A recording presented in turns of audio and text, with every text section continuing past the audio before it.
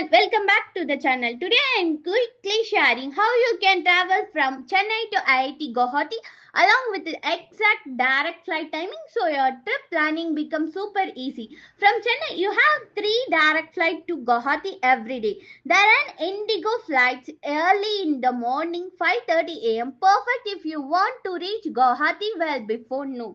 Another Indigo flight depart at 3:30 pm, which is great if you prefer a relaxed afternoon journey. And Air India operate a direct flight at 7 am, giving you another early morning option. Flight fares usually range between 6,000 to 9,000 depending on the session and how early you book.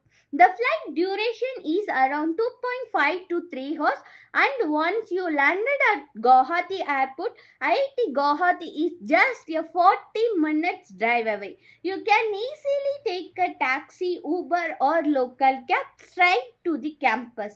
So if you are traveling from Chennai, these 3 flight timings 5:30 am Indigo, 7 am Air India and 3:30 pm Indigo are your best direct routes to Guwahati. Hope this helpful for your trip. Don't forget to like, share and subscribe for more simple travel guides. See you in the next vlog.